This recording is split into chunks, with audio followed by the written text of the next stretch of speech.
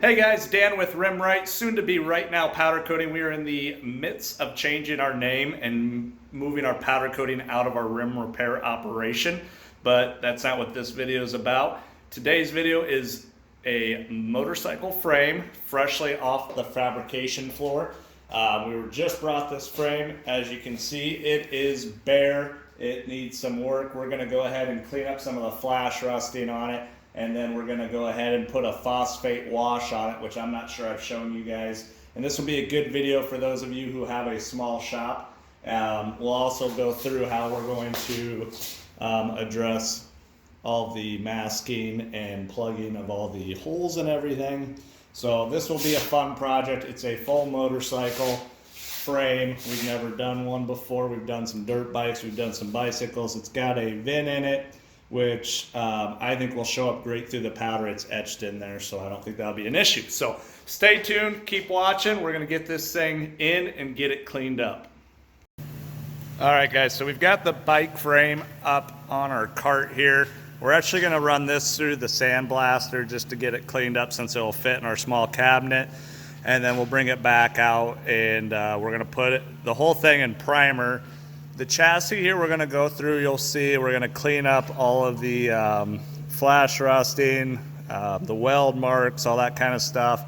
And then we're gonna do a phosphate wash. The tricky part with this is when you do anything liquid and you have open tubes, you wanna make sure that you get it angled. So we're actually gonna have to add another hook up here to get this back end to drop down more, so that the water, if it gets up in this tube, will run out. So when you're phosphate washing or rinsing stuff, you want to make sure you get everything dry. So same with the back tubes here, we want them, they're already pointed down, but we're gonna have to angle it just a little bit more just to make sure everything runs back out of it. So we're gonna go ahead and get set up and start cleaning up our parts.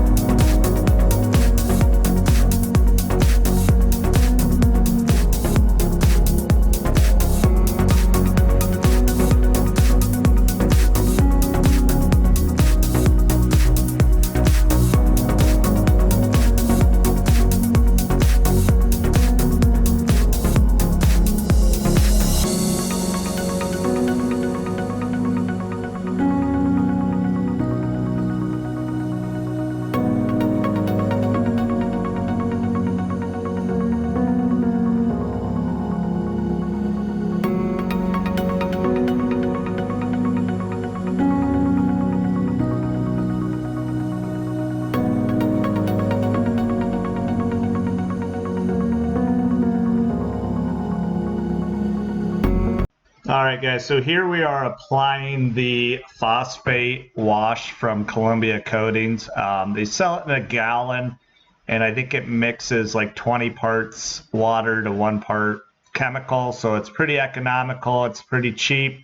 And what it does is it's a chemical coating that goes on, and it converts the surface area. It adds an etch, and it also adds corrosion protection. So we've applied it a bunch. I kind of love and hate it all at the same time.